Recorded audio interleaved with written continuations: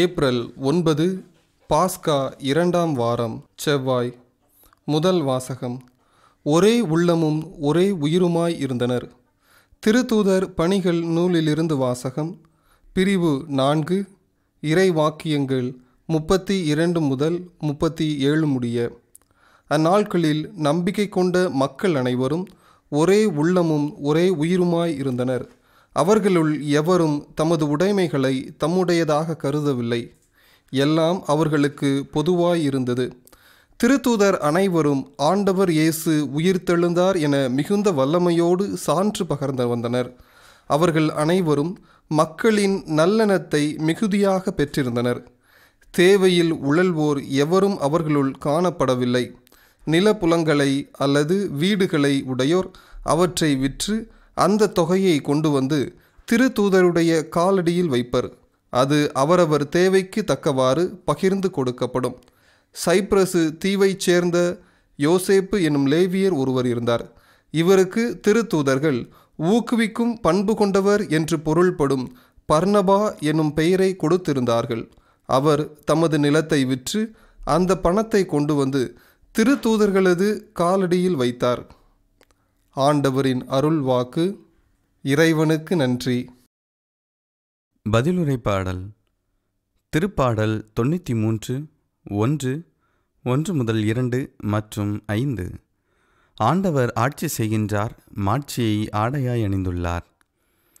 ஆண்டவர் ஆட்சி செய்கின்றார், அவர் மாட்சியை ஆடையாய் அணிந்துள்ளார்.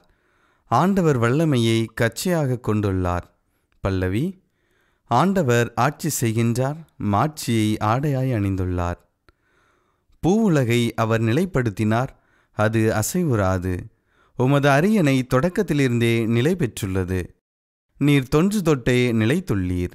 பல்லவி. ஆண்டவர் ஆட்சி செய்கின்றார், மாட்சியை ஆடையாய் அணிந்துள்ளார். உம்முடைய ஒழுங்குமுறைகள் மிகவும் உறுதியானவை. ஆண்டவரே, என்றென்றும் தூய்மையே உமது இல்லத்தை அழகு செய்யும். பல்லவி. ஆண்டவர் ஆட்சி செய்கின்றார், மாட்சியை ஆடையாய் அணிந்துள்ளார். நற்செய்தி வாசகம். விண்ணகத்திலிருந்து இறங்கி வந்துள்ள மானிட மகனை தவிர வேறு எவரும் விண்ணகத்திற்கு ஏறி சென்றதில்லை. யோவான் எழுதிய தூய நற்செய்தியிலிருந்து வாசகம். அதிகாரம் 3, இறைவார்த்தைகள் 7 முதல் 15 முடிய. அக்காலத்தில் இயேசு நிக்கதேமிடம் கூறியது, நீங்கள் மறுபடியும் பிறக்க வேண்டும் என்று நான் உமக்கு கூறியது பற்றி நீர் வியப்படைய வேண்டாம். காற்று விரும்பிய திசையில் வீசுகிறது, அதன் ஓசை உமக்கு கேட்கிறது. ஆனால் அது எங்கிருந்து வருகிறது என்றும் எங்கு செல்கிறது என்றும் உமக்கு தெரியாது. தூய ஆவியால் பிறந்த அனைவருக்கும் இது பொருந்தும் என்றார். நிக்கதேம் அவரை பார்த்து, இது எப்படி நிகழ முடியும் என்று கேட்டார். அதற்கு இயேசு கூறியது, நீர் இஸ்ரேல் மக்களிடையே போதகராயிருந்தும் உமக்கு இது தெரியவில்லையே? எங்களுக்கு தெரிந்ததை பற்றியே பேசுகிறோம், நாங்கள் கண்டதை பற்றியே சான்று பகர்கிறோம். எனினும் எங்கள் சான்றை நீங்கள் ஏற்றுக்கொள்வதில்லை என உறுதியாக உங்களுக்கு சொல்கிறேன். மண்ணுலகு சார்ந்தவை பற்றி நான் உங்களுக்கு சொன்னதை நீங்கள் நம்பவில்லை என்றால், விண்ணுலகில் சார்ந்தவை பற்றி சொல்லும்போது எப்படி நம்பப் போகிறீர்கள்?